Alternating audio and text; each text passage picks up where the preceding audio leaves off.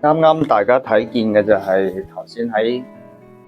隔離嘅工作室啦，木工嘅工作室嘅一個功能性嘅完善啦，即係呢排咧就磨呢張琴啦，就日頭咧就磨呢張琴嘅，即係玉樹蕉葉琴嘅琴面水磨嘅，就然後咧就同期咧就晚上咧就去喺隔離工作室咧就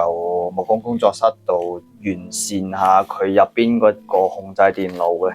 所以大家頭先睇見嘅係木工工作室嘅一個裝修一個裝修工程嘅一個進度啊，全部都係我自己去一手一腳去搞噶啦，因為冇辦法啦，自己去做嘅有好多嘢，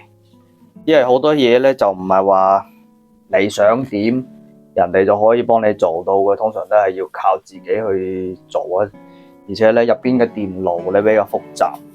同呢一個七嘅工作室咧即係七藝工作室咧係一致嘅，所以就睇起嚟係複雜好多啦。即係佢嘅陳設啊，入邊嘅內部嘅嗰啲工藝嘅工程啊，同埋嗰個佢入邊嘅操作啊，全部一致，所以就會發現咧入邊嘅電路咧係好鬼複雜嘅，就只能夠就自己嚟咯。我啱啱就整穿咗手套啊！呢一張琴啊，現在就講呢張琴，我就做到係水磨啦，爆個杯先。水磨上一集咧，第8集咧已經係做到個工藝，做到係開端啊。當時係開端嘅，我就話做到咁上下先至再講啦，所以就變咗又斷開咗一段時間嘅。當時咧就啱開始磨咧，仲係粗中灰嘅水磨階段，現在就去到中灰級別嘅一個琴面嘅外觀咧。就大家睇見係好滑嘅，好 smooth 嘅，就戴手套先。通常咧我戴2隻手套嘅，因為咧佢第一層咧好容易磨穿嘅，即好似你揸碗磨石啊，佢磨嘅時候咧難免啊，除非你係好 fit 嘅手指咧，好 fit 呢個手套。嗱我戴呢一隻咧係大號嘅。仲有一隻咧，你係細號嘅。我就當時咧就喺疫情嘅時候買咗好多手套，因為嗰個時候都斷貨啊、斷工嘅，呢啲手套都斷晒貨嘅，炒到成100幾200蚊一盒嘅，最貴嘅時候200幾一盒，50隻嘅。就現在就跌價啦，咁我已經買一批啦，咁就變咗有啲 size 係唔一樣。呢一隻係中號，呢隻係大號嘅，就有個問題啦。大號有時候你揸得唔好嘅話咧，咪變咗咪啲石頭卡住咗，夾住咗啲手套嘅。咁磨嘅時候啲手套就好容易穿啦，手指穿啊，同埋咧呢啲畢竟一次性嘅咧，個虎口呢度會裂開。頭先我嗰隻就裂開嘅，所以就有時候呢啲手套用嘅時候肯定會穿嘅，一穿就入水啦，就睇你個人使用嘅操作啦，通常就買啲 fit 啲嘅咧，就冇咁容易穿，同埋咧就戴2隻。戴2隻嘅好處就係咧，表面點穿都好，佢滲水咧，佢都仲有第2層嘅保護嘅。通常我係2隻色，我比較中意戴2隻色嘅，咁樣好區分嘛。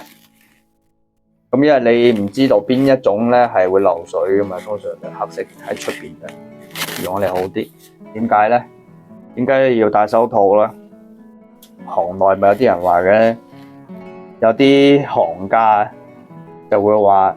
睇你手都唔似係做斲琴咧。通常斲琴嘅人隻手好邋遢噶嘛，咁其實點解唔戴個手套乾淨啲？咁你咪變咗嘛，手乾淨啲，咁你以後出嚟咧，即係你做嘢啊、見人啊，同埋咧，哪怕你彈琴都好啦。咁你隻手乾淨啲，起碼俾人睇你嘅形象咧係乾淨企理啲啊嘛。而且你知道你有戴手套呢個習慣咧，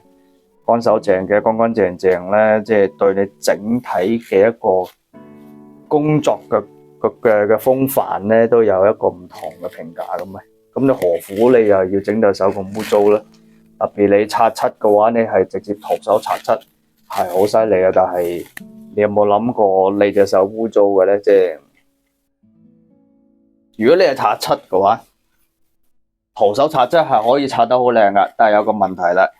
咁你隻手啲指甲全部攝到黑晒，咁俾人嘅感覺你就好似好有啲核突啦，即係好似我哋粵語講嘅核突啊，咁冇必要嘅。戴下手套咪得咯，即係乾淨啲咯，姿整啲啊。我哋粵語講嘅姿整啊。好啦，和石呢張琴啊，就可能大家咧睇咧呢張琴就可能就咁睇，可能冇乜感覺啊，頂多係滑捋捋嘅啫，即係比我第八集講嘅時候咧就滑捋捋啲。就個底咧，因為我上嘅灰咧重手啲上啊，粗灰嘅比例大啲，所以你哋睇見個底係粗糙好多嘅。就哇，頭先我都好小心揸，都爭啲滑手，因為琴啊，你到後期一定要揸嘅時候，一定要小心去滑手啊！即係好似我上一集講嘅，就你揸琴嘅時候一定要小心。即係如果你係專注，如果即好似我現在咁，我掛住講話，咁你揸嘅時候肯定會有少少失神嘅，所以我都要自己係要檢討下，即係我自己都要注意，就係做嘢嘅時候，如果講話咧，小心少啲捧氣嘅，咁樣嘅就會避免一啲不知名嘅錯誤啊！特別喺我到時候我喺後期講視頻講解嘅時候咧。呢張琴做到漆面嘅話咧，我更加要小心，因為而家捧嘅話會跌落地就大鑊啦。第八集都講過啦，啲琴架啊各種嘢咧，你要檢查穩唔穩陣先好去推嘅。好，我現在睇唔到嘛，咁我就加啲水落去，俾大家睇下呢個琴面嘅光滑光影啊，感受一下。先將啲水放一放佢先啦。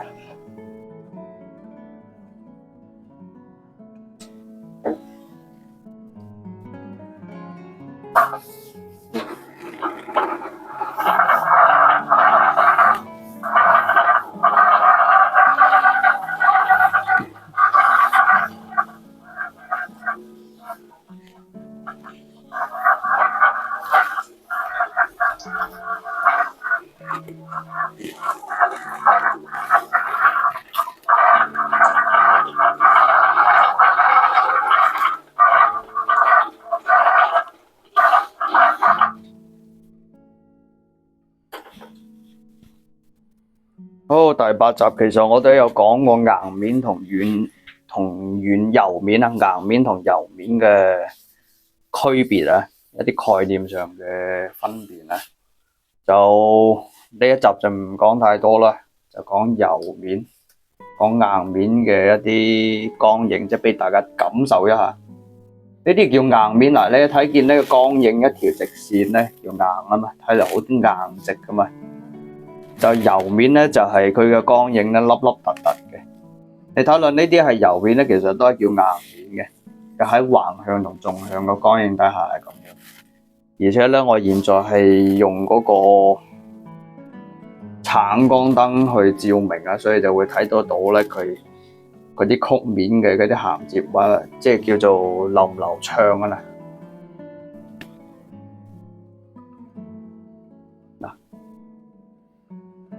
佢係要正上方嘅光影先至係睇得到佢波浪係特別大啲嘅咯。如果係後邊側面咧，其實係睇落好薄嘅。呢啲係水嘅光影啊。其實呢張琴咧，就上一集咧我就講過話係重比例嘅貝殼灰、貝殼沙，所以咧佢嘅重量係重好多嘅。比重都大好多，就同埋咧睇見嗰啲灰啊，比平時睇嘅嗰啲係完全唔一樣嘅，因為佢表面咧好多白色嘅點點啊、沙閃啊，其實就係鮑魚殼啊，鮑魚殼，等我揾個鮑魚殼俾大家睇下。一時三刻都唔知擺邊嘅。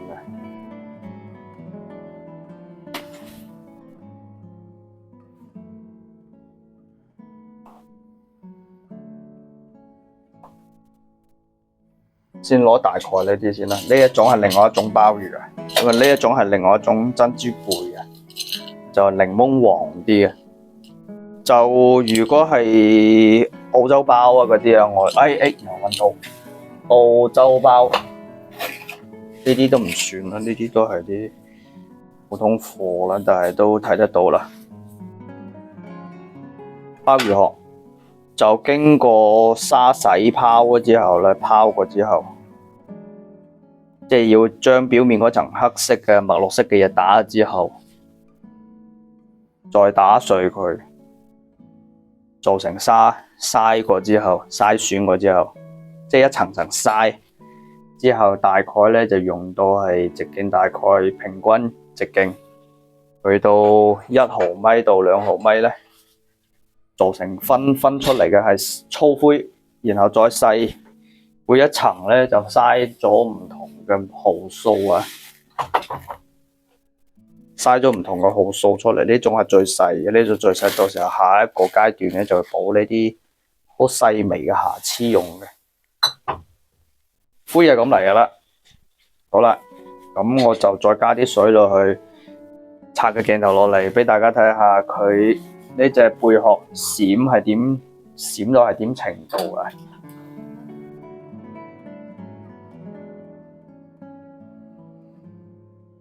加咗水先至好容易睇啲，因為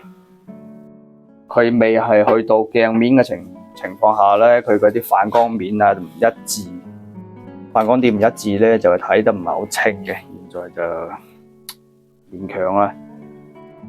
就大家睇見咧，就係佢係由好多碎片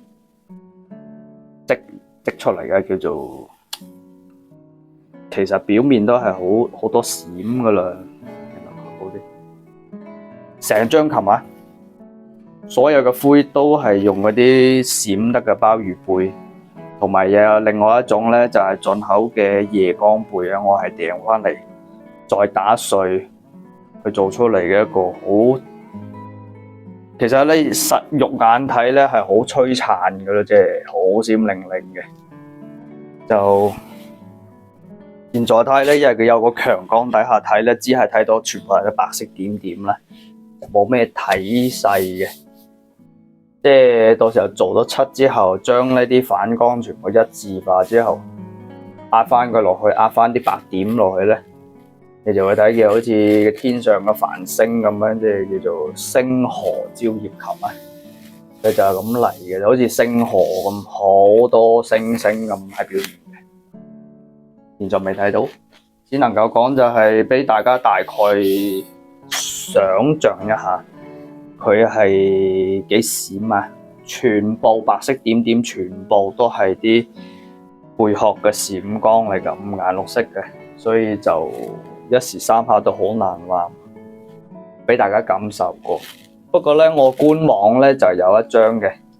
早期嘅星河蕉葉琴，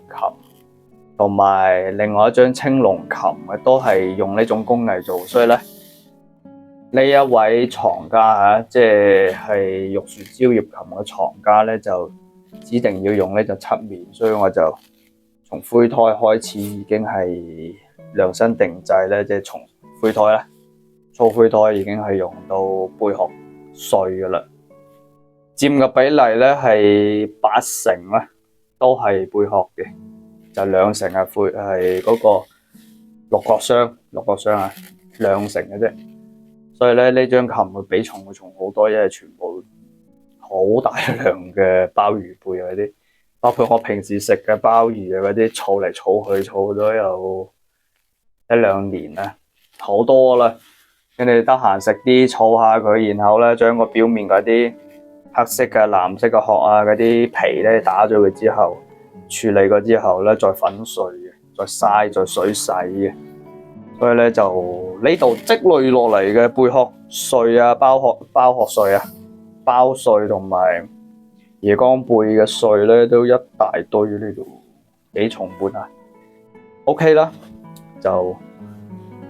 大概係咁嘅咯，即係濕個水就頭先打橫好，但係就唔係好清，就大概係咁嘅效果啦。就底面咧就咁咯，底面就佢嘅複雜程度比琴面係高啲啲嘅，因為咧佢表面咧佢有個弧面，有個微翹邊嘅，呢啲微翹嘅，所以咧呢啲係微翹，微反起嚟少少，咁樣反起嚟少少，所以咧琴底嘅工藝咧可能複雜程度會高過琴面，琴面只需要一致性嘅平整度夠就得啦。琴底咧係曲面嘅複雜性高好多，所以就呢張琴嘅難度都好高下嘅水磨個打磨嘅工藝，水磨工具一時都好難數到出嚟啊嘛。工具就一大堆啦，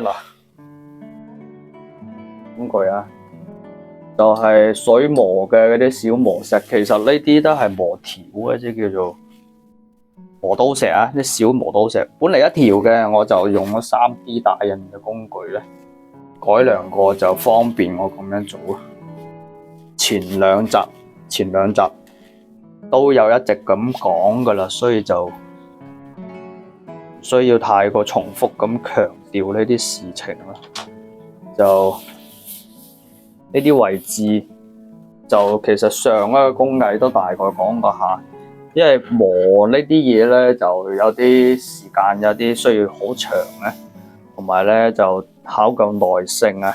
幾樣嘢。如果我用呢個時間段去拍視頻，就顯得有啲太過累贅、太過長太過囉嗦所以就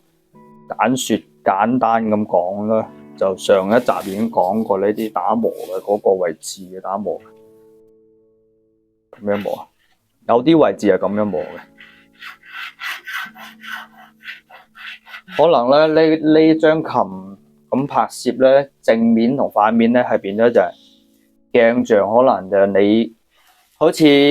武術嘅套路嗰個教學視頻咁，就變咗你反轉嚟咧睇咧就會覺得有啲難去操作即係唔係話好似人哋咁手把手我喺你後邊伸隻手過嚟咁，你學咗嚟嘅姿勢就會方便好多。但係你現在係反轉鏡面咧，可能睇落去嘅嗰個感受感覺咧就好難上手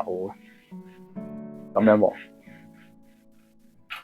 呢啲係需要你日常工作嘅時候咧去感受同埋自己搵感覺嘅。我咁講，可能你哋可能都係只能夠睇下，只能夠感受下有幾複雜咁咯。就為咗拍攝咧，會就少少角度嘅，因為你我呢度後邊咧係有個鏡頭嘅，所以拍出嚟咧就有少少嘅姿勢咧係稍微調整一下嘅，就係咁樣磨。其實好難嘅，即係唔叫難咧，其實就好考究耐性嘅。有樣嘢就係咁大張琴，其實我都係用呢啲小磨刀石為主嘅，即係磨呢啲曲面啊。平時咧成日就咁坐喺度磨嘅啫。即係如果你企度又好嘅，但係咧就我嘅個人工作經驗嚟講咧，坐度會舒服啲，同埋一張調整高度嘅凳啦。最重要嘅呢個張凳最好就有調整高度功能嘅。就同埋咧磨嘅時候咧最好坐到四平八穩，坐定個身咁樣磨咧，你嘅腰脊同整個身體嘅用嘅嗰個能耗降到最低，即係等於就係你嘅卡路里消耗咧就減少你嘅熱能嘅消耗，咁你先會有充足嘅精力同埋體能咧坐定落嚟去專注喺某一個部位度嘅。如果唔係咧，好容易就係因為你企得耐攰啊、腰痛啊、頸唔舒服啊、頸椎啊，咁就會令到你嘅人好難專注落嚟，沉心去做一樣嘢嘅。所以呢啲係經驗，但係好重要嘅經驗嚟嘅。如果你係有琴師啊，有一定嘅資歷啊，或者係啱入門都好，呢啲工作嘅一啲規範啊，或者姿勢啊，最好咧盡量去調整下啦。即係你 keep 住自己嘅體能，咁你可以成日嘅可以充足嘅，即係你有成日嘅體能俾你去支持你去做呢樣嘢，先至可以專注。如果唔係你坐下又突然又攰啊，咁你又要喐一下，起身啊，暫停下，體力頂唔順啊，咁特別係年紀大咗之後，年紀上咗年紀之後咧，個人嘅專注能力就會下降嘅，係因為咧你體能唔夠啊，或者日常嘅運動唔夠啊，你嘅肺活量唔夠咧，咁你做嘢嘅時候就會慢慢缺氧，缺氧嘅人就昏睡啊，昏昏沌沌啊，咁你就做起嚟嘅時候咧，就會顯得有啲急躁啊，會容易煩躁，或者係會有啲，因為你嘅姿勢調唔整咧，好難入定咧，個人就嘅雜念就會多啦，叫做心猿意馬就咁嚟噶啦。所以咧，坐正個身或者係腰馬合一啦，或者你企度嘅時候咧，就注意就係你嘅姿勢。如果你立正嘅話咧，個頭肯定會咁耷嘅，隻頸椎問題啦。所以大部分嘅斲琴師啊、彈琴嘅師傅啊，頸椎就肩周炎係最嚴重、最多嘅。所以你留意下斲琴師啊，或者係某啲職業咧，佢有職業病嘅，睇頸椎有冇突出嚟就知噶啦。大部分都有，包括我都有啊。所以就經過之前咧，我係讀醫噶嘛，就後期咧翻去我嘅母校咧，有一次活動咧，就有個正骨師幫我檢查條頸，就話你嘅頸椎某一節移位喎，咁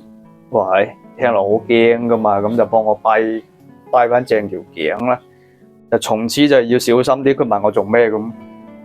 我咪話咁做啦，側住個身啦。咁你職業病啊？佢就同我檢查成條腰，人哋腰脊。佢話你嘅脊骨已經有少少左右兩邊唔對稱啦。咁我都驚嘅。咁今年嘅事咋？即係前2個月嘅事啊。就係因為我哋母校嘅校慶係醫學院校慶加校慶，醫學院建院啦。咁就提到呢件事嘅，咁就我就派嚟啦。即係忠告大家，做各行各業都好，你都要注意有職業病呢個問題。特別我哋呢啲咁嘅，你睇落去係冇咩嘢睇，但係你有個職業問題、職業病嘅，就好似我哋嘅頸椎側身去磨一樣嘢，我哋會側身噶嘛，咁條腰脊就會移位啦。所以定期咧就要起身做下運動，同埋咧保持自己嘅一定良好嘅體能，適當咁樣去運動啊，有氧呼吸啊，同埋咧最緊要張凳啊，張凳都要注意啊，調啱高度，光線充足。咁你做嘢嚟咧，個人坐得靜定，咁你先至可以入定去做一樣嘢嘅。就現在有個現代嘅詞叫做心流啊，進入心流嘅一個階段咧，係你需要一定嘅前置環境嘅，啲叫做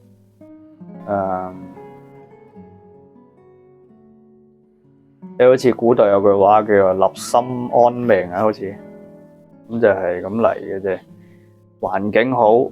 然後咧你嘅人先至有一定嘅靜定嘅心落嚟去諗你往後個發展有幾長啊，走得幾遠嘅。所以你想行得遠，咁你嘅體能啊，各種綜合嘅素質就要提升啦。咁你就要喺各部分你諗到同諗唔到嘅環境個環節咧，就要調整過嚟適應。即係例如我做呢樣嘢，你有冇一定嘅 power， 一定嘅耐力去 hold 住你成日嘅工作量？咁你成日坐度就專注為咗呢個部位，你可唔可以坐到靜定，專心專注去做呢樣嘢？當然啦，你好似我咁，我可以話開個音響啊，即係開個音樂，聽下啲古琴曲啊。如果你覺得悶，你就聽啲交響啊，聽音樂啊，或者開個自我提升嘅一啲視頻啊，教學啊，例如啲口語啊、英文口語啊呢啲去教學，呢啲去聽下，提升自我啊，就唔好俾自己嘅雜念影響啦。當然啦，呢啲就睇你個人嘅作風啊，個人嘅一個習慣啊，睇你去點調控過嚟嘅。就當然啦，你想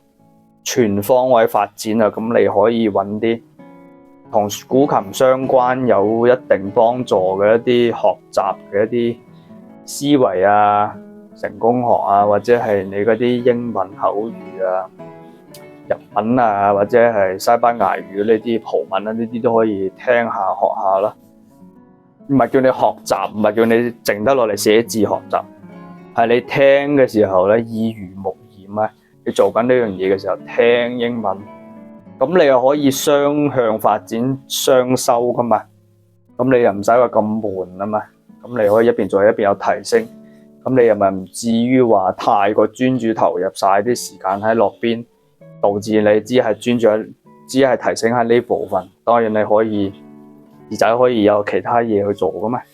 咁你就可以節省時間啦。頭先我磨嘅係咁磨啊。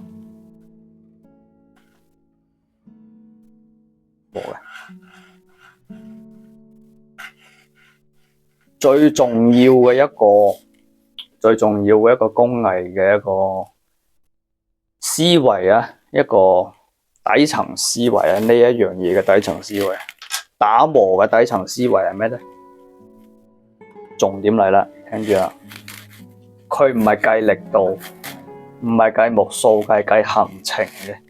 打磨嘅一個工具啦，打磨呢樣嘢咧係計行程嘅。你呢個目數磨呢樣嘢係幾多行程，同埋咧你呢個質地咧究竟係用邊一目數嘅，咁你就要計行程啦。三板斧啊呢度，通常咧磨呢個質地咧，磨呢啲粗嘅咧，我通常就會用到180號嘅粗磨刀石去磨嘅。快速打平，磨到差唔多咧，喺呢啲平面紋咧開始開花咁樣嘅，大概㗎，我大概講下先啦。就開始咧就有啲散開嘅平面紋咧，就開始進入240，我係跳步嘅，跳60檔嘅，跳240啦。計行程你唔係話大力撳落去喎，大力撳落去有個問題啦，呢度會局部凹落去嘅。所以就係大範圍咁樣磨，局部啊，計行程啊，唔係計你用幾多力啊，唔係你大力撳落去唔得㗎。同埋咧就呢樣嘢咧，你又唔可以話跳步跳得太犀利，你又唔可以話油面就用粗石條磨，一磨咗你呢啲滑嘅面咧，磨到咁細嘅滑面，如果你用粗嘅話咧，就會起呢啲刮痕啦。呢啲磨砂痕啊，我示範已經有少少磨砂痕啦。咁呢啲咧，到時候你補做一條條線啦。你做漆嘅時候，你就要發現有一條條黑色線喺度，細微睇啊，黑色線就冇咁好睇啦。所以咧，行程啊，你計大概經驗啊，以你經驗啊，按照個人經驗去做嘅。如果你嚟到我度實際學嘅話，我都只能夠講話喺你隔離睇住你磨，聽你嘅磨嘅聲音，睇你嘅樣，睇你嘅呢個嘢磨到咩程度先至叫你換下一個嘅。咁你積累經驗之後，你自己都有判斷邊個階段用邊個號數磨行程啊！一再強調磨行程啊！呢個過程好無聊嘅，佢唔係話你快就得嘅，你冇得快嘅。你只能夠話係咁行個行程嘅啫，你成個面覆蓋過，磨到最尾嘅就會平噶啦。你唔係話局部磨，局部磨咧係好少嘅，即係某啲工藝上咧，有啲泡泡鼓起嚟，我先至會局部磨，好少會局部磨嘅，或者係呢啲曲面複雜曲面先局部磨一下，磨少少磨一下，因為通常咧都係整體磨嘅，就用到呢個嘢啦。唔用到呢個嘢咧，用呢啲咯。以前我上個月都係咁齋手磨嘅啫，摸上個月啦，2個星期前咧齋手磨嘅，呢啲係啱打印出嚟嘅啫，俾你用夠咗啦。因為咧呢啲齋磨條磨咧係好嘅，前提係你唔戴手套啊，就用得嚟好靈活噶，好好用噶。但係耐咗之後，你隻手就浸到啲手皮發開晒啦，開始爆拆，開始裂開啦，同埋咧就會攝晒啲黑色嘅會泥落去啦。咁你出去見人啊，或者出去社交，你見你隻手指黑色嘅就好核突，咁咪影響你個人形象嘅。尤其你係做呢份職業啊，同文化交流同埋文化有一定底蘊嘅人係有一定嘅接觸嘅，同埋咧你經常會出去見朋友啊，或者係一啲有一定嘅地位身份嘅一啲雅人啊、文人雅士啊，見你手指黑蒙蒙咁樣揸杯水或者夾個餸出去食個飯，夾個餸都好核突噶嘛，咁叫做冇意識噶嘛。所以就係大家注意一下，即使做我哋呢一行都要注意乾乾淨淨啊，身體健康乾乾淨淨，人哋先至尊重你咯，唔係污糟邋遢咁咪變咗打工嘅。所以就你做到呢樣咁精緻嘅嘢，肯定好似我第2集講嘅，做得咁精緻嘅嘢，肯定用翻啲精緻啲嘅嘢噶啦。你唔精緻啲，你都要姿整啲噶嘛。呢個粵語講嘅姿整啊，佢乾乾淨淨咧，工作環境舒服乾淨咧，就更加適合你坐定落嚟去做呢樣嘢嘅。所以相互相成啊！你做一樣嘢咧，你做得越好咧，個環境就會慢慢變嘅，叫做心隨水轉啊，境由心生啊。所以就有好多嘢就係你做嘅時候，注意環境嘅調控，你調好個環境之後做起嚟咧，得心應手嘅，事半功倍嘅，係咁嚟噶啦。當然啦，有好多嘢咧就唔係話人哋幫到你嘅，你只能夠靠自己啦。好多嘢就係包括我教或者係我分享出嚟嘅經驗，都係可能對大家冇幫助，或者對你冇幫助。只能夠講係你睇過我嘅視頻，從中有咩新嘅點啊，或者新 idea 啊，你或者喺入邊激發出你有啲一定嘅改良嘅方法啊，你可以喺我度留言分享俾我，啟發一下我，或者係點醒下我，或者係分享俾我，咁我當然我會記住你噶。就好似我哋以前我家族係做音響咁，以前有其中一個員工啊，教我打螺絲都唔係話齋打一粒嘅。如果你係一個正方形打螺絲咧，你唔係話先打死咗一粒，打緊呢一粒就打第2粒、第3粒、第4粒，唔係嘅。以佢咁多年嘅經驗，佢教咗我一樣好簡單嘅嘢，但係我記咗佢好多年啦。佢一個音響啊，4個角，一共12粒螺絲。佢先攞個手咧，慢慢就將呢12粒螺絲對角咁樣，佢對角好似捉象棋咁對角，輕輕擰好晒之後，然後先至開始逐粒打緊佢嘅對角，打緊佢。呢一點咧就通常咧就人哋打工仔唔會講啊嘛，人哋打工仔都懶得理你。特別我啊，我係當時係一個細個嘅太子爺，佢對住我細個一個小朋友咁嘅太子爺，佢就咁同我講，我記佢一世噶啦，我記到現在，我都會提呢件事，因為好簡單啦，你記落嚟之後，你做任何嘢打螺絲都會按照佢講嘅嗰啲經驗去做噶嘛。雖然唔係好顯眼嘅技能啫。人哋教得你受之於餘嘅話，你肯定會記得耐，記好耐噶嘛，記一世都有噶嘛。只不過有20年啦，咁我記個落嚟咯。所以咧，我分享出嚟，可能你或者你睇完之後，就咁算啦，咁冇所謂嘅。但係咧，你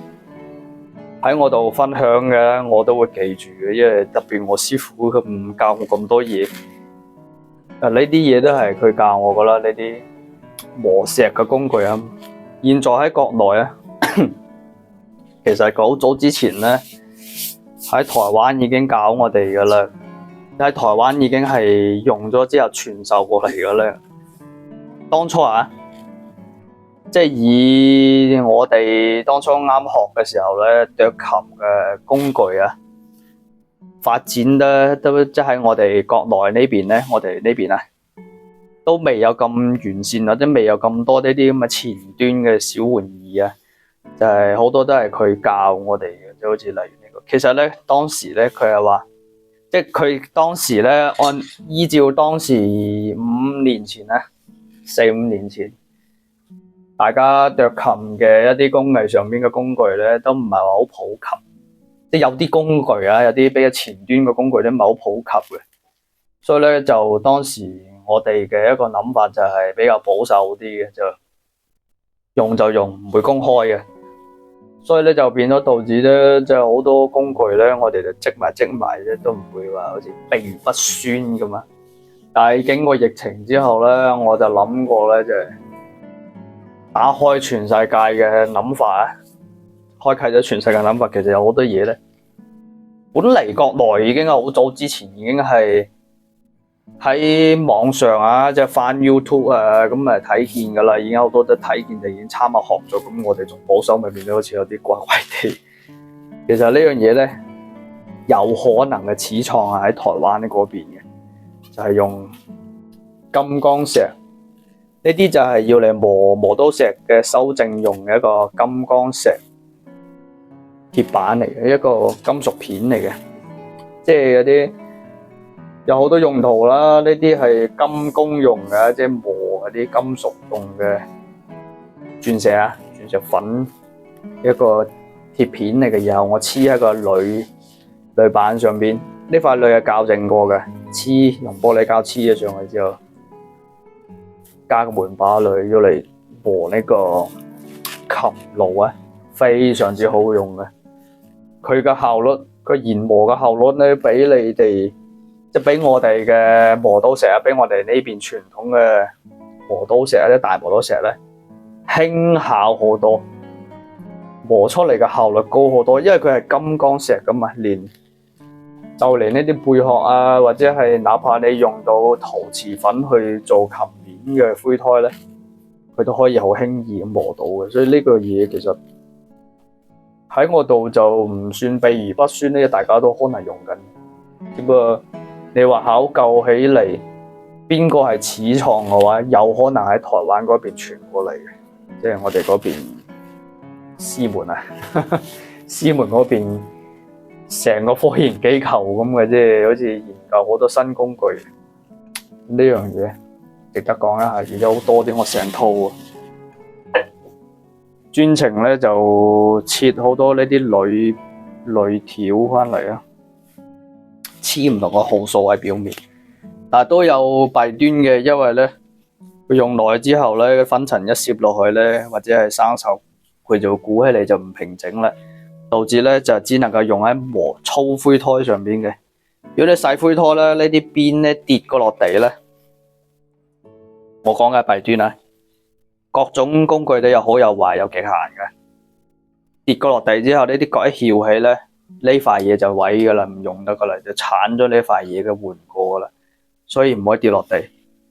磨嘅時候，如果跌落地呢啲位置咧磨出嚟一打圈嘅，就會割到個琴一條圈，一條痕一條痕。所以咧，我定期要檢查呢啲角有冇翹起，或者係攞個錘仔收下佢。通常咧呢啲都變咗消耗品，比傳統磨刀石咧還要消耗得還要。嗰啲機嘅角消耗得還特別犀利。當然啦，金剛石係唔會磨蝕噶嘛，佢係唔會磨損，唔會損耗。只不過佢喺呢啲使用過程中咧，我哋有不可預料嘅跌撞啊，呢啲就係呢啲角會翹起嚟咧，就會導致呢個琴咧會受損。所以呢樣嘢有好有唔好啦。你用得嚟精巧有精巧過好啦，只不過有時候按照個人嘅操作嘅一個習慣啊，選擇究竟用磨刀石一定用呢啲，我兩樣都用，即係睇情況啦。磨刀石咧有個好處就係佢重啊嘛，唔使你用手去撳住佢磨啊嘛。即係有時候咧個重力條件底下咧磨出嚟咧佢平面嘅嗰個均勻程度會高少少，而金剛石嗰個工藝咧就磨出嚟咧輕巧嘛，佢適應佢嘅靈活性係比較好啲，好似磨呢啲弧面咧佢會略勝一籌啊！即係呢個嘢磨呢啲弧面會略勝一籌。磨刀石咧笨重，磨出嚟但係佢嘅平面嘅直線係直啲嘅。呢一隻咧就要稍微要用翻少少技巧去磨咧，先可以磨翻咁直。當然啦，各種優處咧，各種都有嘅，所以我哋唔可以話單憑話整得精巧啲就係好用啲勁啲，其實未必。有時候古人嘅方法越係笨拙嘅方法，可能越係聰明嘅，所以呢樣嘢咧都有非常之多嘅用途同好處。有時候我啲磨石咧，好似屠夫啊，好似啲豬肉檔嗰啲刀咁樣一掘咗咧，咁啊鑿鑿咁，好似例如呢啲石頭咁。如果係磨得啲邊太圓啊，唔夠平面咧，我就咁啊省兩下佢，擺低即刻磨，好過你又要走去嗰度磨刀石度咁撳啊嘛。你用到咁上下之後，好似省搞掂，修正咗啦，咁你再磨咧得心應手啊！所以呢件嘢咧，可以講係我必備嘅。即係如果你喺呢個工藝上面，我肯定會攞擺喺張台度，擺喺張台度嘅。磨刀石太重嘛，咁我肯定會用呢隻嘅，冇咁攰，隻手對手嘅呢個勞損嘅機會低啲嘅。如果你係用磨石嘅話咧，成個手臂用力咧，佢就會頸椎啊、肩周炎，呢個唔會，值得推薦同埋參考去使用嘅。呢個係我師傅教落嘅一啲傳授過嚟嘅秘密嚟嘅。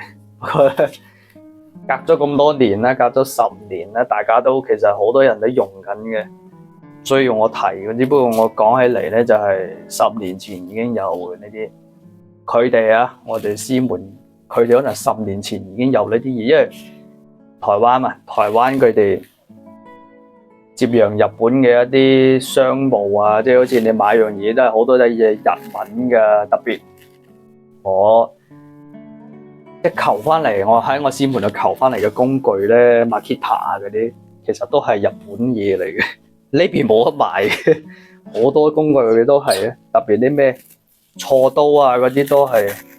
好多都係日本帶過嚟嘅，即係佢哋嗰邊咧就唔要進口直接就買嘅得，佢哋有代理店嘅，所以佢哋啲工具咧比較錄書嗰類嘅啫，都貴好多。咁我都重金買咗好多翻嚟，就用起嚟，哎呀唔錯啊，咁就咁過嚟啊，所以就佢哋嘅工具咧就喺當時係超前嘅我哋好多嘅，好多工具啊，七房呢邊就冇，就唯一值得喺呢個工藝上面講強調嘅就係呢個就係佢哋嘅前端嘅工具啊。不過喺現在疫情之後咧，落差都有10年啦。咁大家其實喺網上都見得多呢樣嘢可能，但係淘寶大把啦，淘寶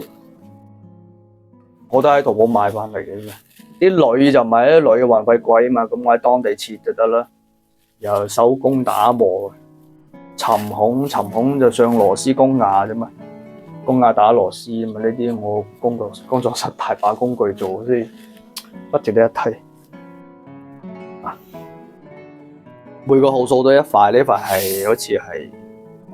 3000定2500嘅號數啊，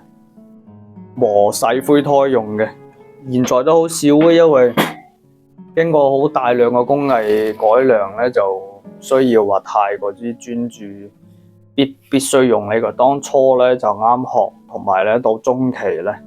我都日常都要用，必須用呢嚿嘢。後嚟用一用下，各種工藝都接觸啊，各種門派嘅流派嘅嗰啲操作風格啊，同埋方案我都有參考啦。就呢嚿嘢咧，再對比喺唔同嘅工具咧，就有各有好處嘅。好似後嚟我衍生到係用棒狀啊，棒狀我需要嘅技巧大好多、高好多嘅，複雜好多，所以就幾種混合嚟使用啦，靈活啲咯。即係修弦路咧，第一次修弦路咧，就會用重嘅磨刀石。你後期咧快速修咧，同埋銜接弧面咧，因為你磨刀石磨完之後，你就會起條坑出嚟㗎嘛。咁你用呢個細㗎啦，呢個輕巧啲嘅去修正翻呢個弧面嘅接壤。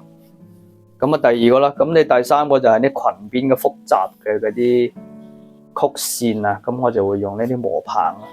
咁你再細啲嘅話咧，再細啲嘅曲面咧，好似呢啲咁嘅尖端曲面咧，用呢啲短嘅細粒。如果你係揸細粒嘅話咧，呢啲舊嘅啦，會磨穿嘅手套咁啊，所以我啲手套成日換咗成堆穿窿嘅。所以就後嚟咧，我就又改良咗，就係淘汰呢啲細磨刀石，就用呢一種。如果磨壞咗個磨刀石咧，直接就鏟咗佢，攞翻個柄再黐過得啦。所以 OK 啊，呢啲工具消耗品嚟噶嘛，就唔好話太過之咩啊，太過之緊張啊。呢磨棒好平啫嘛，就一買一盒翻嚟咯。我有一大盒，都係師門交帶來俾我哋。就呢一隻咧磨棒咧，我就磨咗個斜面出嚟，就係咁磨啦。磨啫嘛，定期修正咯。聽下嚟起雞皮咧，嗱咁咯。磨咗個平面之後，呢一支係磨筆嚟嘅，其實嗱斜面嘅磨咧就係咁磨咯。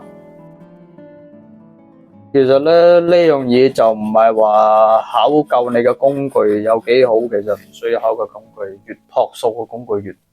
越好用嘅。只不過咧有時候按照你嘅操作嘅風格啊、習慣、個人習慣啊、個人姿勢啊，咁你就啲工具會稍微作出調整、微調一下，或者係因應你嘅手感去優化或者係改良嘅。其實呢一個咧，大家都可以參考嘅，方便你去洗一張琴。同埋咧，我就改良過啦。呢度啊，如果你係用水槍，一定要包住個琴，包住呢個噴頭啊，防止佢喺個琴表面刮傷咗個琴。呢一個咧，就係積累落嚟嘅一啲經驗。值得大家去參考下。當然啦，如果你哋有咩工藝上嘅一啲 idea 啊，或者係建議啊，或者係分享啊，不妨留言啦，同我講啊。咁我睇過之後，我肯定記你一世，因為受之餘嘅人唔多啊。分享嘅人咧都有好處嘅，即係好多嘢嘅，值得有得傾嘅。其實仲有一點啊，我記得我師傅講過，唔同嘅階段嘅琴咧，你用嘅磨嘅方法咧都唔同。幾時用乾磨，幾時用濕磨，其實呢樣嘢咧冇標準答案。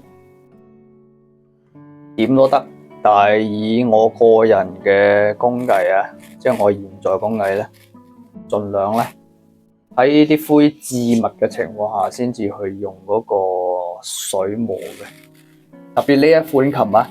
佢點解我喺呢個粗中灰已經提早用咗水磨咧？其實係因為佢貝殼灰咧，佢嘅致密程度高好多嘅，佢唔會話好似啲六角箱咁樣係無孔嘅，冇六角箱係微孔型嘅，係嗰啲海綿體咁樣嘅，佢係有滲水吸水嘅作用嘅。所以如果你係用灰胎、用六角箱、傳統六角箱做嘅話咧，粗中灰如果係用水磨咧，有個風險就係啲水直接透入個布胎嗰度嘅，同埋個木胎，咁就導致個琴受潮咧，嗰啲粒粒就會膨脹啦。當下係唔出問題，問題係你做完琴之後嘅，做完漆之後嘅，往後1-2年咧就會係出現骨皮紋啦。就好似啲奇怪嘅紋理啊、裂紋啊，唔應該出現嘅裂紋嘅就會出現啦。呢個就係因為佢太提早咗去水磨咧，導致嘅琴入邊吸咗濕氣，產生一個膨脹收縮現象啊。又冇問題嘅，呢啲係年份嘅歲月嘅痕跡嘅，冇乜問題。只不過咧，調轉啲嚟講，嚴格啲嚟講就係盡量就係粗中灰咧，都係用乾磨啊、砂紙磨啊，即係砂紙啊，同一個工具，只不過我貼咗砂紙啊，用砂紙磨或者係乾嘅銼刀磨啊，去到粗中灰先至之後啊，先至上咗細灰，最好上咗細灰之後先用水磨啊。咁佢嗰啲毛孔咧，俾嗰啲漆啊、細灰堵塞咗之後咧，咁就防水好多啦。咁佢就會呢個機會就少咗啦。所以咧，點解我會喺粗中灰階段已經用水磨？就係因為佢係貝殼砂咧，佢係防水嘅，就可以提早。而且咧，貝殼砂有個問題就係個硬度高好多噶嘛。佢就好似六角箱嘅硬度，佢去唔到話7、8咁高嘅硬度，去唔到噶嘛。佢頂多都係4、5、6咁嘅啫。咁佢硬度高，講明咧就你啲砂紙嗰啲嘢損耗就會大啦。同埋咧粉塵啊，各種因素咧導致就係好被動啊。所以咧就變咗就你如果用水磨嘅工藝去做咧，佢磨出去嘅面係會滑好多、靚好多，同埋咧佢損耗冇咁大，同埋咧就粉塵啊各種原因都會好好多嘅。所以咧個人建議啊，就係粗中灰嘅貝殼底灰咧，即係用水磨就得噶啦，可以適當咁樣就係提早出嚟去水磨嘅。呢一點咧就係我師傅問我嘅一個問題，我到現在都冇答佢呢個問題，因為佢一開始咧，我哋起步嘅時候，佢已經問咗好多問題咧，即係叫做篩選人才啊！即係每個學生都要面對佢嘅，做一份卷答嘅。喺你未剁琴起步之前，佢已經係俾咗呢個掉咗個問題，拋個問題出嚟俾我哋嘅，就係喺你呢個學剁琴嘅呢個路途上邊，一直諗呢個問題可以。佢嗰啲問題好巧妙嘅，其中一個就係咁問：琴嘅磨琴面究竟什麼時候用水磨，什麼時候用乾磨咧？我到現在都好難答呢個問題。你唔行到一定程度，你都答唔到。但係你行到一定嘅程度咧，你又唔係好想答，因為你好難去界定標準答案啊！所以佢俾咗個冇標準答案嘅問題俾我哋嘅，問咗10幾20條，好似做卷咁一份卷嚟嘅。咁我已經早咗畢業啦，咁畢業咗好多年啦，咁而且又自立咗出嚟啦，已經我已經可以獨當一面啦。我師傅講可以獨當一面，呢個我記佢一世，已經可以獨當一面，但我又冇想畢業嘅。只不過咧，疫情之後咧，佢已經叫我哋已經畢業啦，你可以自己試下帶下學生，感受一下做老師嘅感受咁咪好觸動到我，好 inspire 我嘅。咁嚟到現在咁嘅階段啦，翻轉頭嘅問我嗰啲問題咧，其實我都好難答到佢嘅，因為佢嗰個問題真係你覺得佢好容易，但係好難。就好似值得你去思考一世。好似你究竟幾時水磨幾時乾磨呢樣嘢？如果你深究到極致嘅話咧，你好難答出嚟嘅呢個問題。仲有好多問題啦，即係以後我喺講到嘅時候，我諗到我就會講翻出嚟。佢當初係問過我咩問題啊？佢嗰份答卷我要抄翻出嚟咧。當然啦，抄出嚟一次就講晒，咁呢個節目就冇乜嘢傾偈，咁你聽起嚟就好似好說教咁。我又唔想說教，因為有好多嘢咧唔係話權威嘅答案嚟嘅。分享下，我現在都係分享我工藝上邊嘅工藝歷程或者係斲琴歷程啊，分享啫。咁就大家聽起嚟就爽啲啦，即係知道我工作上邊嘅一啲趣事啊，或者一啲你哋想知道嘅嘢啊，或者你哋問到嘅嘢，咁就冇咁悶啦。如果我說教咁樣題目式嘅話，裏邊都係正式嘅師資教程，咁我又唔係好中意，因為我呢啲係純興趣咁樣去講嘅。純興趣錄嘅話係冇必要搞到咁功利或者咁題目化，咁死板就冇啦。就現在就講到大概係咁啦，就突然諗到就係 inspire 我嘅一啲諗法咧。我飲杯茶先啦，轉個鏡頭過嚟呢邊。呢個琴已經我抹咗，唔可以俾佢濕太耐嘅，即係你一個工藝咧泡水太耐係唔得嘅，所以就兩個點。第一，你要記住一張琴浸水嘅時間嘅極限去到幾耐，就好似呢張琴今日浸咗幾多個鐘，然後等佢唞一唞，等啲水分蒸發咗出嚟之後，再等一陣，等一段時間再磨。呢個叫做恢復時間，就係等佢啲灰胎唔好太過啲水滲晒入去啊，咁樣會影響個木胎，所以你要俾時間佢，俾時間自己。點解俾時間自己咧？就係俾時間自己去休息。因為咧，你一個人嘅精力有限噶嘛，你不斷嘅狀態波動噶嘛，你做咗耐嘅人攰咗，你要適當咁休息下噶嘛。所以呢兩個就係緩衝啦。一個緩衝就係俾木頭唔好吸濕啊，唔好俾木頭吸潮啊。呢一個緩衝，同埋你自己嘅人咧，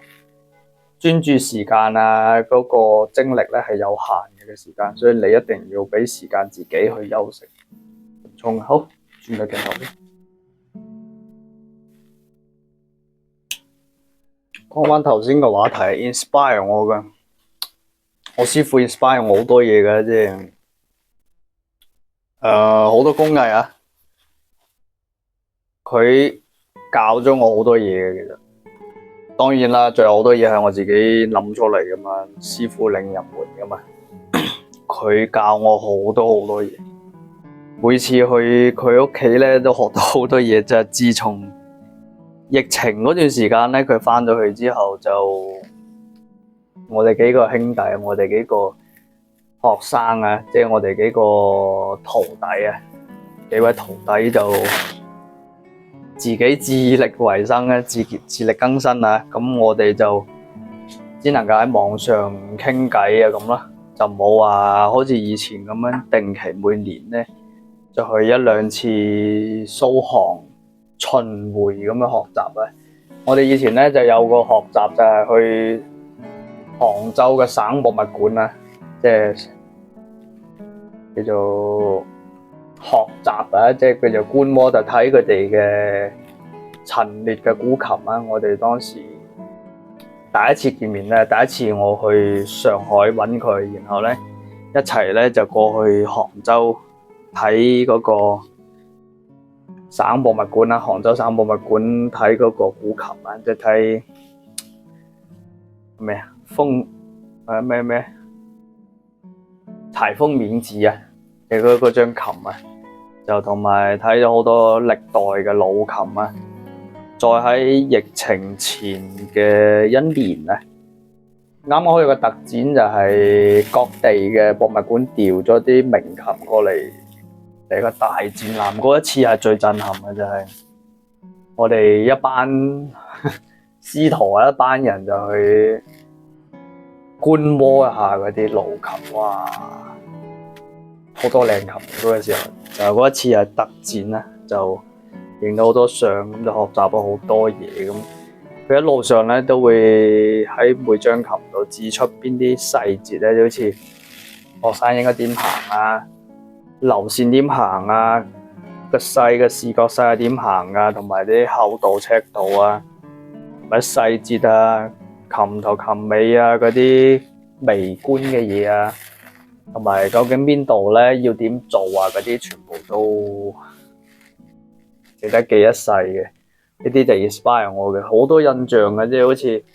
不過當時唔係，其實當然啦，即係你喺當前講到諗到，你先至講得出嚟嘅。有時候突然你做緊嘢嘅時候，突然就諗起嗰一剎那嘅嗰啲記憶嘅，好似咁啊。佢仲有一個細節，即係好似當初咧喺我師傅嘅工作室啊，喺我師傅嘅地下室入邊，我同阿大弟子啊，佢嘅大弟子即係我嘅師兄大師兄咁講咁樣，擺把尺上去，又係幾多分嘅。當初我係蒙住嘅，但係我就好搞笑啊！打住，俾好先，可唔可以錄像啊？我可以咯咁。冇傳出去咁我咪學啊，咁咪錄住。雖然我嗰個時候係蒙住咁睇嘅，但係我錄咗落嚟咧，到現在睇咧，隔咗10年咧，都係好記憶猶新嘅，好重要嘅啫。點呢啲就雖然唔可以話播出街啦，咁因為畢竟要尊重我師門嘅所有嘢，咁就保留至今啊。即係當然啦，我教嘅方式可能會有少少唔同。但係咧，都係會原汁原味咁教出嚟嘅，即係嗰啲工藝上嘅細節啦。當然啦，尊重兩邊都要尊重啊嘛。尊重觀眾就係尊重你哋嘅求豬肉啊！求豬肉就係想知道呢樣嘢嘅。咁你有心剁琴，我可以適當咁樣去協調一下，咁樣俾你哋 get 出嚟嘅。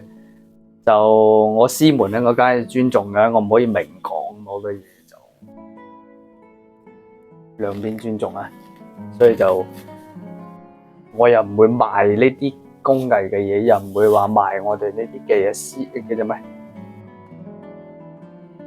技不賤賣啊，所以就我唔會賣嘅，就又唔會講，又唔會教太多嘅。等你哋 get 得明就得噶啦，咁我照拍以我嘅節奏去拍，以我方式去拍。有心剁琴嘅人肯定睇得明嘅，肯定 get 得明嘅。就當然啦，咁我都要去遵循翻我師門嘅一啲要求規矩啊。經過佢哋嘅批准，某啲工藝我需要透露或者講嘅咧，我會經過佢哋批准先會大膽直白咁樣督出嚟嘅，同埋咧就會點明就係呢個係我哋教學，即係我哋嘅師門教學嘅一個方式。然後咧，我喺呢個基礎上，我經過我改良嘅一啲方式，我再跟住落嚟咁講出嚟，或者調轉佢就係以我操作嘅方式錄像教學出嚟，然後咧再側面咁樣同我哋師門經過協調之後，可以放出嚟啦。咁我就會再同時咁講埋出嚟，就係兩種方式啊，保證大家咧係 get 得明，保證大家係一睇就明，咁係最好嘅。當然啦，呢啲前提咧係我提前拍攝咧，我係未問到嘅好多嘢，所以就尊重下大家嘅意見先，尊重下我自己，尊重下我師門。所以 inspire 我嘅人咧，我都要尊重噶嘛。其中一點啊，我突然諗到嘅就係咧，我師傅啊，當初招我哋入門，即係叫做考量我哋嘅入門之前咧，都會俾好多視頻我哋睇，例例如我哋嚟自我哋首先啊，第一個視頻啊，最重要嘅視頻就係師門嘅視頻啊。咁我當然啦，咁我就唔講邊個先啦，咁就俾好多視頻我睇啊，就廣東嘅，講廣東香港嘅蔡昌壽師傅啊，最重要呢個，因為佢係同我係同一個地方啊，同一廣東啊，而且港澳啊，咁觸動非常之大。蔡師傅啊，佢一世人大半生都喺個古琴上邊貢獻咗一生喎，幾乎大半噶啦，應該要成世人噶啦，貢獻咗成世人。另外影響我好大嘅，即係觸動好大，即係佢師傅係徐文鏡先生啊，咁所以我唔知啊，即係我大概知道嘅故事就係蔡昌壽師傅咧就一直照顧佢啦，就認真咁學習咗嗰個斲琴啊，咁就佢用咗一世人咁樣去做咁多樂器，間樂器廠嚟噶嘛，咁家族樂器廠咁啊做到後期咧就做下做下就最終咧就選擇咗佢最中意嘅古琴咧，一直咁做到老咧，到現在咧即係雖然行動不便或身體不便咧，咁佢都繼續堅持做呢個古琴啊，其實係觸動好深嘅，同埋咧佢就係有教無類咁帶咗好多香港嗰邊嘅學生啊，可能嚟自世界各地都有嘅。都非常之令我敬佩嘅，即係叫做起毛管動嘅嗰種感覺，即係好似鼓勵住我哋後輩啊，即係叫做默默耕耘啊，喺古琴工藝上邊默默耕耘去做好一件事咧，係好好嘅。同埋咧，我一直都想去見佢啊！啱就係我準備出門嘅時候咧，就啱嚟個疫情咁，即係準備計劃去見佢嘅時候咧，就嚟個疫情咁。直到我屋企咧，就我有個細路女啦，之後咧就到現在都未有機會去香港去拜見呢位師傅啊。雖然佢就冇教我個人，我冇教過我啦，但係我喺 YouTube 上面睇佢嘅視頻啊，同埋採訪啊，就側面咁樣學咗好多嘢嘅，特別人生嘅哲理，你呢一世人咁專注喺呢度，同埋咧。其中最令我敬佩嘅就係，可能年紀同佢相差好少，或者甚至可能比佢大嘅一位彈琴老師啊，叫做蘇師弟老師啊，即係都係我嘅偶像嚟嘅。佢竟然係跟隨蘇師弟跟隨蔡昌壽師傅咧學斲琴喎，咁一彈琴嘅一個名家。再跟隨蔡昌壽咁樣學古琴，哇！呢種友誼啊，呢種咁真摯、咁坦誠嘅你有友誼咧，令我非常之刷新咗我好多諗法，就係我哋年輕人覺得保守咁樣，即係好似好小朋友啊咁。你對於突然見到兩個老前輩都係猛人級別。一個斲琴界嘅猛人，一個彈琴界嘅猛人咯，咁兩個竟然都係伯仲啊！咁哇，咁令我就觸動到好深嘅。呢個係其中一個視頻嚟嘅，就可以重複睇。我呢個視頻我重複睇咗好多次，同埋咧佢各種採訪啊，有一個就係英文啊、普通話啊、粵語啊三語嘅視頻咧，佢都做出嚟嘅，就採訪佢哋啊，採訪佢哋工作室啦，採訪蔡師傅啦，採訪徐師傅啊，同埋採訪蘇師傅呢兩位嘅前輩，咁就學好多嘢。同埋咧，就現在咧，我都有追蹤緊蘇師傅嘅各種採訪啊、活動啊，即係 YouTube 上邊好多噶嘛，你直接就喺 YouTube 上邊可以睇到佢哋嘅雅集啊、彈琴演奏咁，就好多嘢睇，即係叫做學習對我哋後人啦啟發性好強嘅兩位大前輩啊。好啦，就到咗另外其中一位叫做台灣嘅林立正師傅，呢個令我買嗰本書啊，喺我師傅度買教材級別嘅，就林立正師傅啊，佢嘅書後邊有張碟噶嘛，即係叫做隨書嘅碟，叫做林立正嘅古琴世界嗰本書啊，後邊有張跟隨嘅 DVD 嘅，佢張碟咧入邊就係完整咁細緻咁記錄咗林立正做一張頌離琴嘅每個工藝嘅步驟。佢呢張碟咧係我嘅啟蒙教程啊，叫做入門教程，好重要呢本書。就同埋嗰份資料嘅嗰張 DVD 啊，我睇到係複製出嚟啊，不斷重複睇，每個步驟我做到邊一步，我就會翻轉頭睇佢嗰個步驟，做第二、第三、第四張琴，一直做到我開始畢業嘅時候，我先至放低呢張碟啦。即係每個步驟我都睇，即係佢嘅工藝。好啦，其中一點就係咁。台灣林立正師傅嘅碟咧，就佢以佢個人嘅一個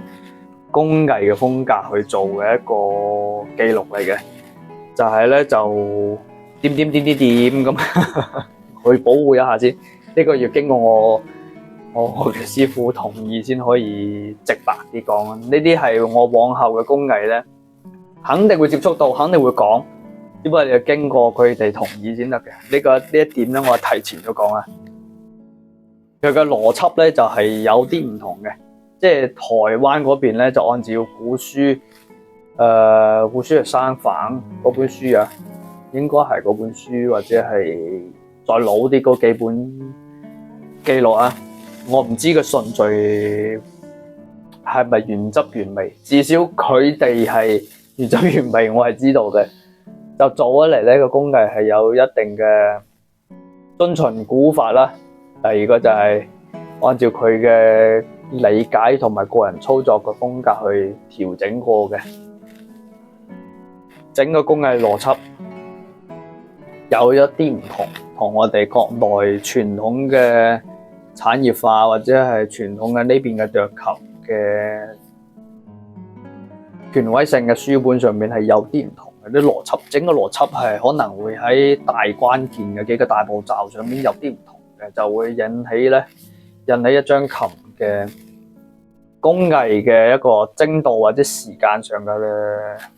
差別啊。佢又冇話邊個好邊個唔好，邊個好邊個冇咁，其實冇嘅。兩個咧各有優點，只不過咧就喺工藝時間上邊可能會稍微比我哋國內咧係長啲啲嘅。就同埋咧個工藝整體嘅工藝要求會苛刻翻啲，因為按照林立正師傅嘅工藝咧，佢個人嘅一個性格啊，個人性格或者個人嘅立場啊，個人嘅立場就係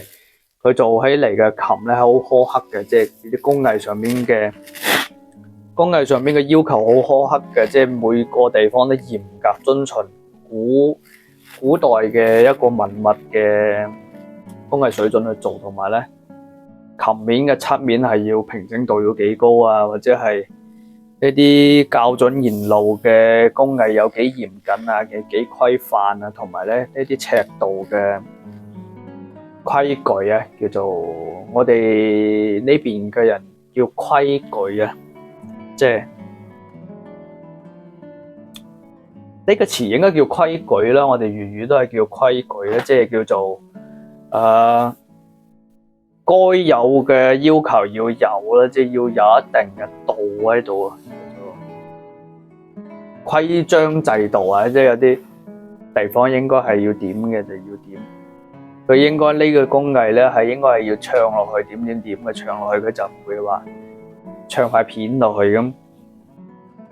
其中最值得重視同埋最值得強調嘅就係林立正師傅咧。佢最強調嘅就係用天然漆去黏合一張琴嘅，就唔會話好似我哋國內咧有部分嘅朋友咧係用 Tiebound 嘅，Tiebound 就係 Tiebound 啊，鬼佬嘅乳膠漆啊，或者係我哋國產乳膠漆啊，佢係唔用嘅，又唔會用。佢之前咧會講過話用嗰個明膠加漆啊，就後嚟咧都淘汰咗，齋用咗生漆，即係用翻傳統工藝，就係用生漆去黏合所有嘅配件同埋一張琴嘅合琴啊，全部所有嘅黏合嘅配件嘅各種工藝都係用翻生漆，呢一點啊值得重視啊，值得我哋學習，同埋咧值得我哋重視。佢點解要強調呢一點？就引起我哋國內一大部分嘅朋友嘅關注啊！呢個其實有好多網友啊，或者係我哋國內好多琴友都手上有佢本書嘅。雖然現在咧已經絕咗版啦，其實我都好難揾呢本書啊，我都揾唔到，我都係託我師傅喺台灣度溝咗3本翻嚟。就現在我手上都係剩咗1本嘅，仲有1本都收唔翻嚟，因為借咗俾朋友咧，仲借閱緊咧，我仲喺度等緊佢還翻俾我。其實呢3本書好珍貴嘅，就可能咧，即係唔係話做我哋呢行，可能就覺得呢本書只不過係一本書啫，頂多睇下翻轉嘅售價，頂多係稍微有啲貴咁。其實對於我哋着琴人嚟講係無價之寶嚟嘅，甚至咧。好多行內嘅業內斲琴人士咧當寶嘅，所以有啲嘢咧就係喺某啲人嘅眼中係非常之寶貴嘅，甚至咧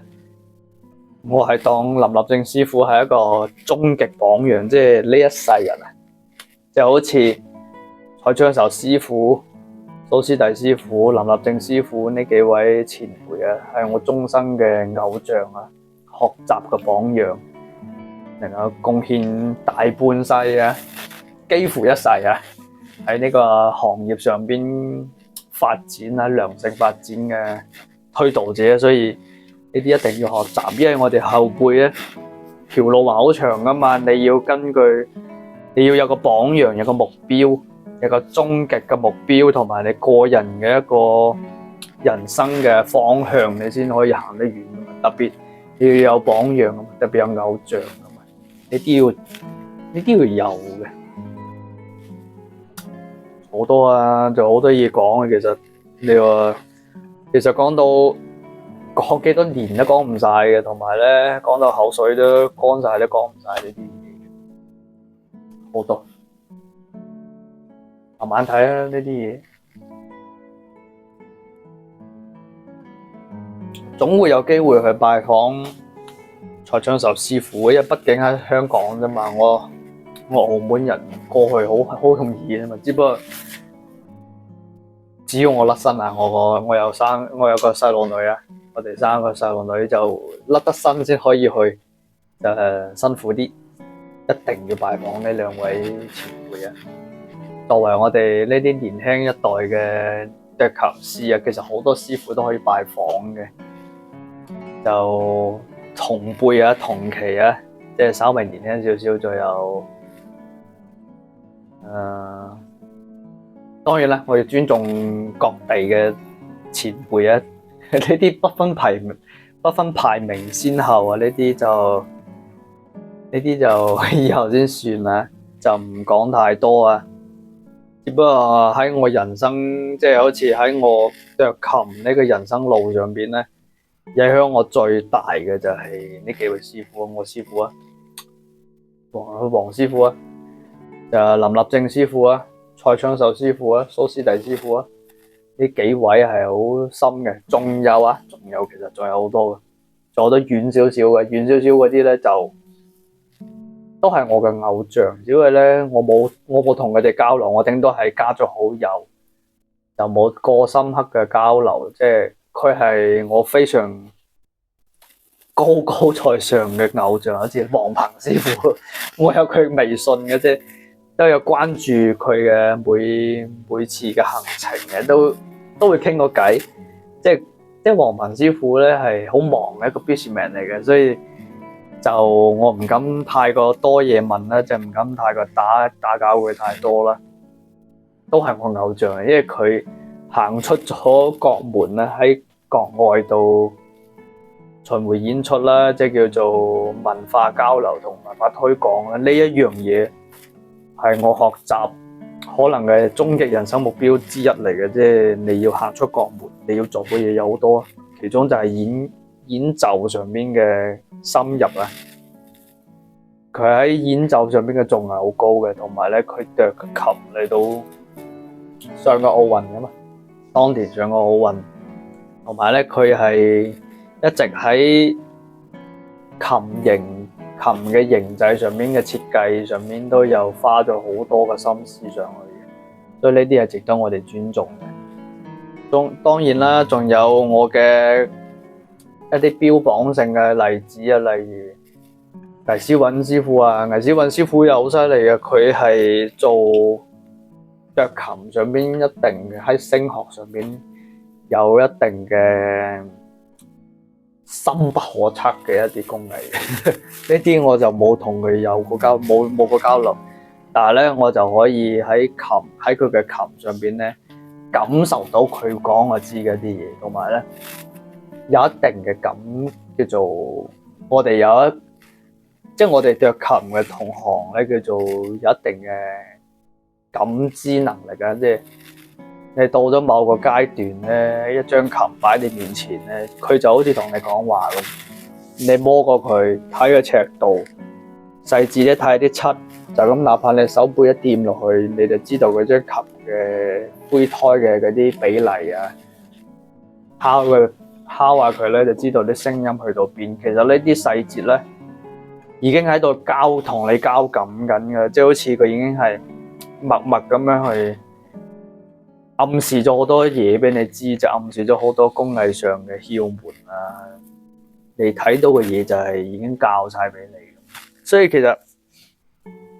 倪思韻嘅琴咧，喺佢身上，喺倪思韻師傅身上咧，其實我又學咗好多嘢，特別漆上邊一睇就知係佢嘅漆，一聽嘅聲就知道啊！其實已經係教我好多嘢，只不過佢同我係零交流，我冇見過佢啊，我冇加過微信啊，我係唯一係加咗黃鵬師傅微信，所以呢啲係只能夠話意會啊，睇一下嘅啫，都好想見下呢位師傅嘅，好想去問下工藝請教一下嘅。黃文師傅梗係啊，黃文師傅上次我去到北京都想去見嘅，因為啱我喺機場嗰度同佢有一定嘅距離，咁我第二日就要上機去英國，咁就冇辦法。如果唔係咧，嗰個時候我一定會漏夜過去嘅，搭的士過去嘅啫。雖然有啲唐突，我都好想有衝動過去嘅。可惜上次因為第二日因為要做 PCR， 因為啱啱好英國咧就係第3日就取消咗 PCR 嗰一日。我就第二日就要上英國飛機，咁行李喺機場，我好狼狽，就喺北京度過咗一晚夜就走啦，所以就冇去到。去咗佢地頭冇見過佢，其實我好後悔。當日嘅下午傍晚我就應該要見噶啦，應該過去嘅，只不過可能會有啲遠啊。去佢哋嘅工作室啊、工藝園嗰度去見下最好嘅。仲有裴金寶師傅啊，裴金寶師傅嘅老琴製作啊，都係業內嘅一絕啊！即係佢修舊如舊啊，呢一樣嘢係值得我哋後人去學習嘅，因為有好多竅門上邊咧係深不見底嘅，特別你話修舊如舊啊，修一張琴睇唔出，真係呢樣嘢值得我哋學習。呢個裴金寶嘅，特別佢出名嘅係佢手上有張好老嘅蕉葉琴啊。作為我做蕉葉琴為主打嘅一個年輕後人嚟講咧，裴金寶都係我嘅偶像之一嚟嘅。只不過冇交流，同埋咧所見嘅知識咧，即係好似所接觸佢嘅知識咧比較少，就只能講係一面之緣，即係叫做見過佢啲嘢，睇過佢嘅展覽，咁就都係我偶像之一，仲有一位啟蒙嘅師傅啊。好可惜，佢現在已經即係叫做成為一代嘅老師啦，已經走咗嘅。但係咧，佢都係屬於我好尊敬、好敬重一個前輩，叫田雙坤老師啊。佢嘅古琴製作嘅傳統嘅叫做傳統工藝啊，佢都有拍攝落嚟嘅，係經過電視採訪嘅形式拍咗落嚟，好似係 CCTV 定係邊一個頻道保留咗落嚟。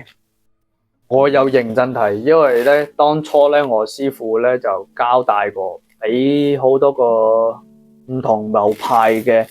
即係琴老師嘅視頻俾我睇咧，其中有一個視頻就係田雙坤老師嘅，咁就喺佢身上又學到好多嘢喎。因為你唔可以話一個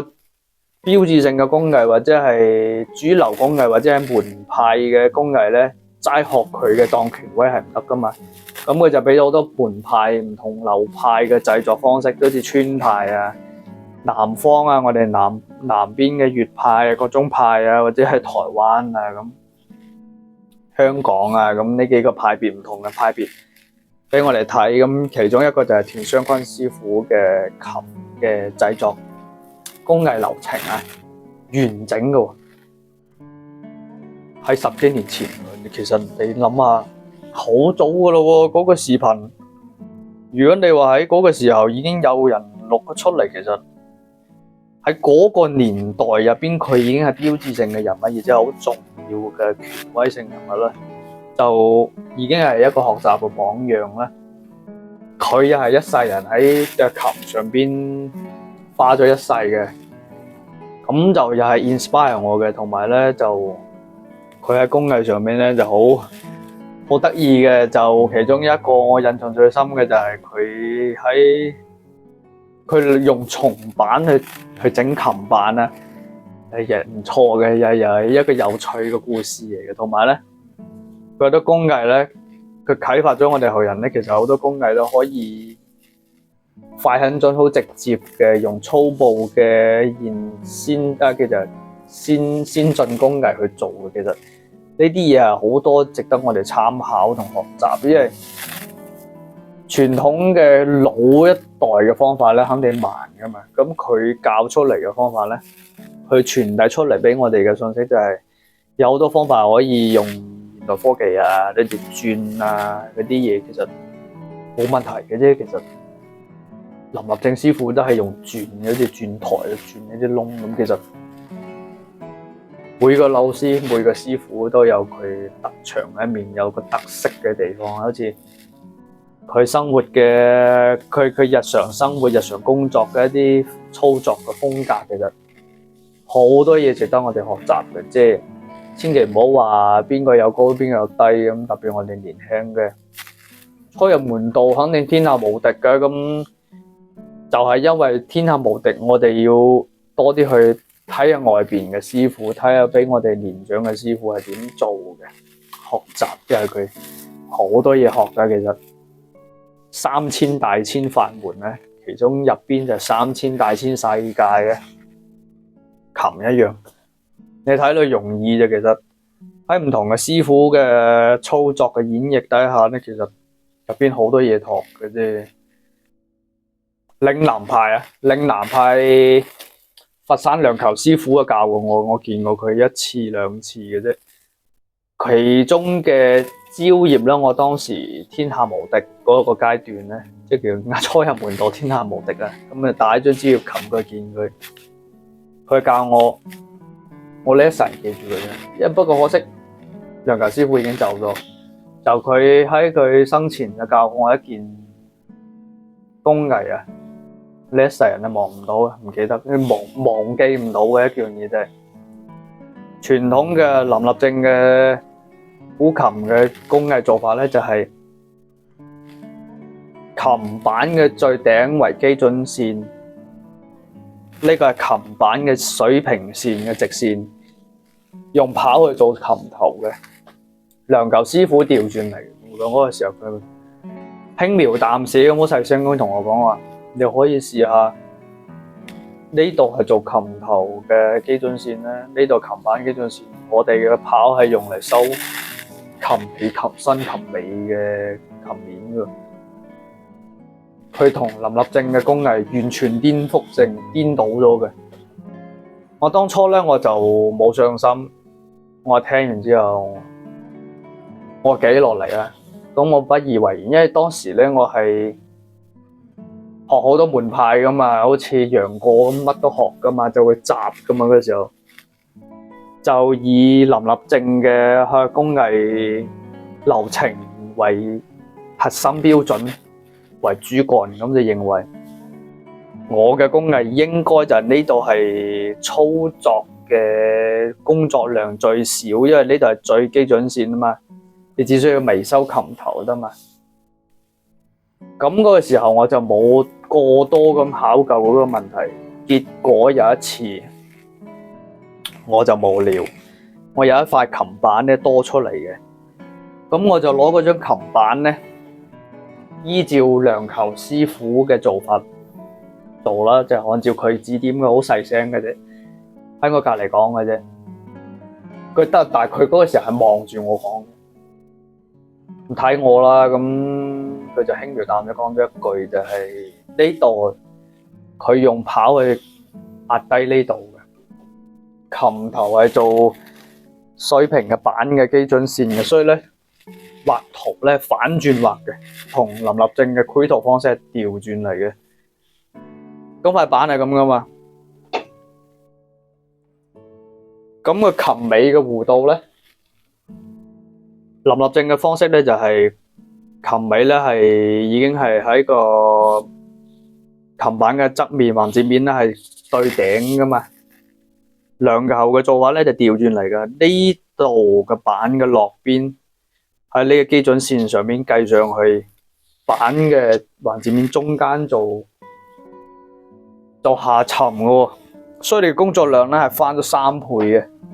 整體削咧就削呢度嘅，但係做出嚟嘅效果咧完全就係原汁原味嘅。但係咧做出嚟嘅感覺咧就係完全就係原汁原味嘅嶺南派古琴嘅風格哇！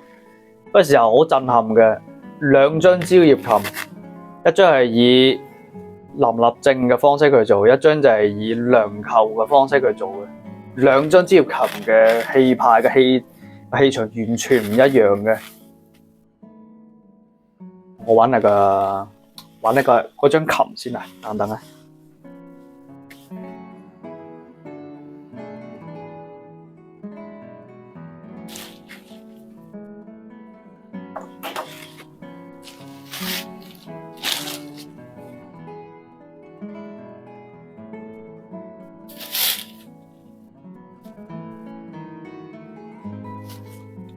居然揾到啊！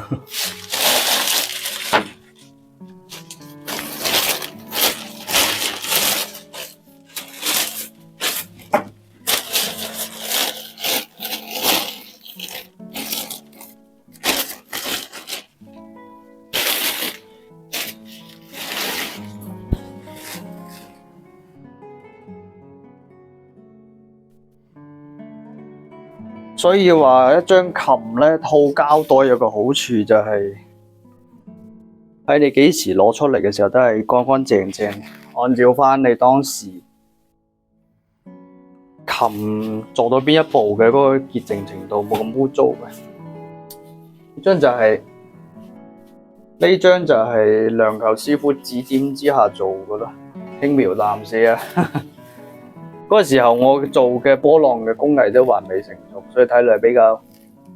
薯啲嘅，比較濃重啲嘅感覺，即係冇咁飄逸啊。但係佢教我嘅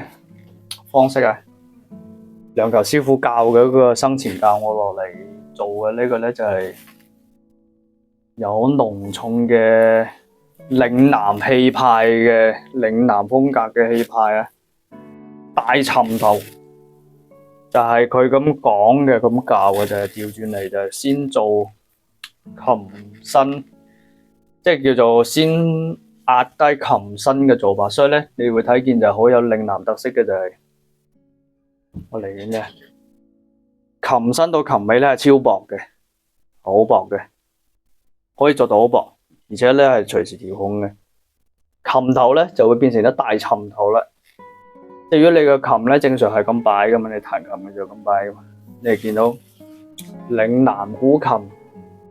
大部分嘅琴頭係咁樣向下大瀑布嘅下沉，所以你睇見就個比例就係咧，琴肩到琴頭咧係厚重好多嘅，好有嶺南古琴嘅特色嘅。所以咧，梁球師傅佢做出嚟嘅古琴咧，佢嘅時候做出嚟古琴咧，佢嘅氣息咧，就係有佢個人操作風格。其實可能咧，佢講我知嘅呢個方式，已經係門派上邊嘅一個秘密竅門嚟嘅。佢嗰個時候好細聲講啦，即係佢唔知佢會唔會有所掩蓋，即係唔講或者係咩，但係佢至少佢講我知。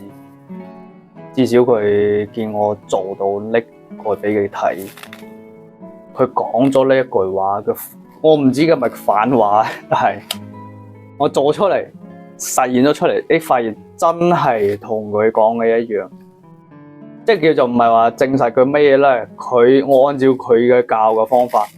佢只係輕描淡寫講咗兩句啫，咁我按照佢方法做出嚟。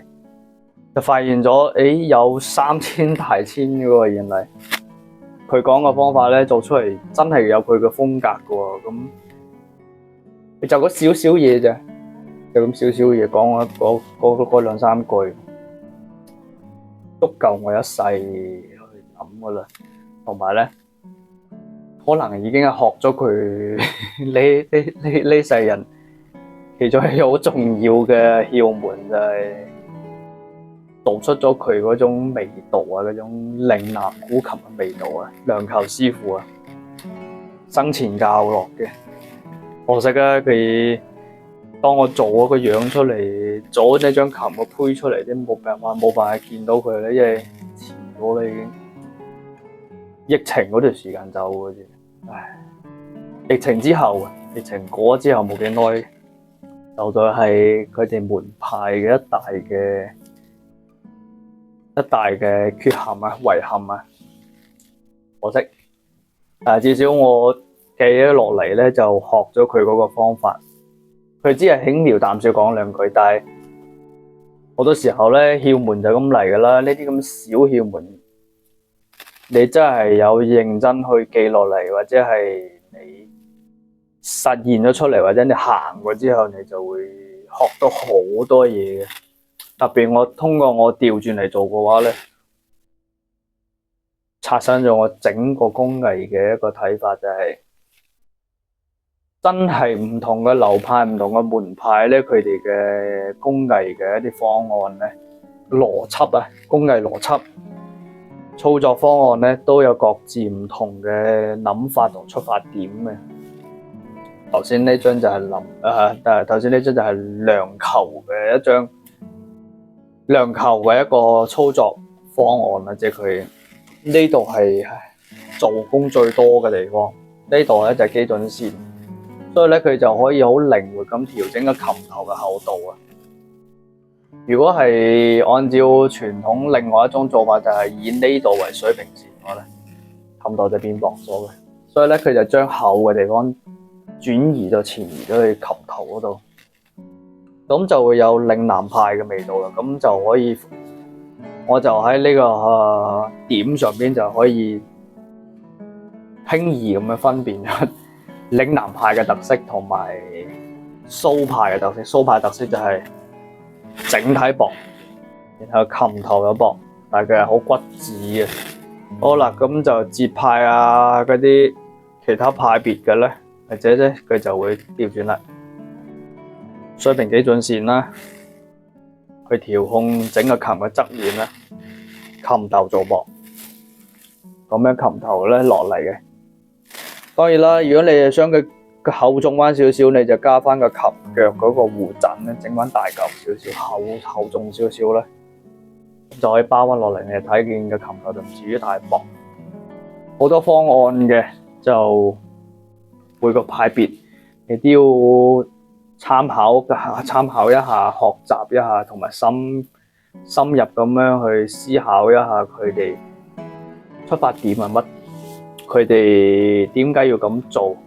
例如林立正嘅方法，林立正嘅方法點解咁苛刻去做呢個工藝？點解佢顛倒，即係叫做唔叫顛倒，叫做有少少對於我哋國內嘅人嚟講係有啲顛覆性。其實唔係嘅，佢係依照古書去做嘅，嚴格我遵循古書嘅操作嘅流程咧，佢嘅邏輯係同我哋完全係唔一樣嘅，即係有前置咗嘅某個邏輯工藝嘅，所以咧，我哋喺國內啊，傳統嘅斲琴方式咧，個人建議都係多啲參考下唔同流派嘅作風啊，流派嘅邏輯啊，咁樣對你斲琴嘅一啲工藝上邊嘅衍生啊、迭代啊、調整啊、升級啊，都有好大嘅幫助。例如，我跟住落嚟